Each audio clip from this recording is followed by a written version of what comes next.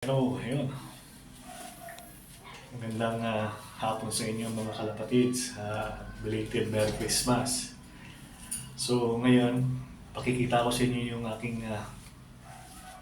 first two magiging breeder ko dito sa Red Chilof. Bali, magkapatid sila, parehong kak. So dito ako magsisimula na linyada. Kasi alam ko kung anong nilipad ng mga ninuno nito. So maganda talaga na magsimula tayo sa alam nating linyada. So itong ibon na to, na-acquire ito ni Brad Arman Prangan. So sabihin ko na ang linya, Garuda, naka-cross sa double Priscoline. So alam niyo naman kung kanino galing itong linyada na to. Sa ating Maestro TDB. So, napakagandang ibon, bilog na bilog ang katawan. Sa tingin ko talagang mag-perform ito, yung magiging anak nito. Hinihintay ko lang yung magiging kapares nila kasi holidays pa ngayon. So, maaaring bukas dumating ng umaga yung dalawang hen na inaantay ko. So, doon ko sila i-cross. Yung dalawang hen na parating, galing din sa isang tropa natin. Magkapatid din siya na hen. So kung bakit gusto ko magkapatid na kak, yung aking napili na at magkapatid na hen. So para doon lang iikot yung aking breeding. So hindi ligaw. Kumbaga alam ko ang nilipad ng mga magulang at ganoon din yung mga nilipad ng magulang ng magiging kapares nila. So dito ako magsisimula, dalawang pares hanggang sa dumami na sila. So dito na magsisimula ang Red Chilof. So ito na yung isa. Gusto ko lang makita ninyo. Ayan. Ito po ang Garuda.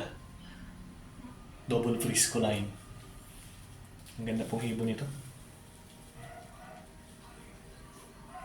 Ayan.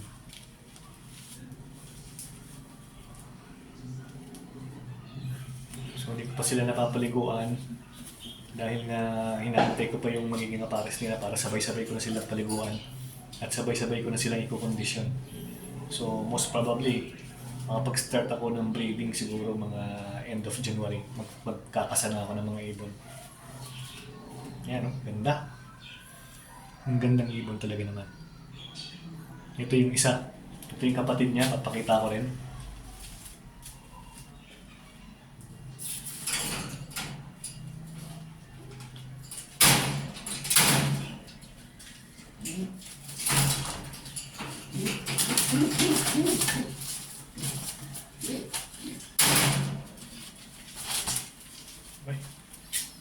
Masyadong malalakas ang ibon na to. Ang hirap hawakan, kung mahina-hina ang grip mo, aalpas ko sa kamay mo. Kaya ang gandang ibon, siguro pag lumipad ito talaga naman. So ito naman yung isa. Si ano niya, yung kanyang utol. So wala lang siyang gitling sa mata. Yung isa merong kidlat. So pares silang body conformation, mga bilog. Pares halos sila ng kulay, blue bar talaga. At ganito talaga ang mga linyada or mga kulay ng mga Garuda na nakita ko base sa mga research ko na nakapost dati sa mga ni TDB. Mga blue bar talaga yung kanyang Garuda line. So ito na siya. Ito yung isang kak natin, bali dalawa sila. Ang ganda, ang gandang ibon. Yan, shoutout doon sa pinsan ko na nung binigay kasi ito sa akin, hindi ko pa siya naalagaan. Ang pinsan ko muna nag-alaga dito, taga Dasmariñas, Cavite. So ngayon mag-start na ako, hiniram ko na sa kanya, kinuha ko na para ako naman na makapag-start ng breeding. Ayan. Ganda. Diyan tayo magsisimula.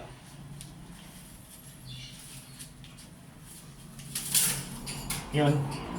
Salamat sa inyo mga kalapatids. Bali, abangan nyo ang pagbabalik ng Red Chilof. Dito ako magpapalipad sa Cabuyao, Laguna. God bless!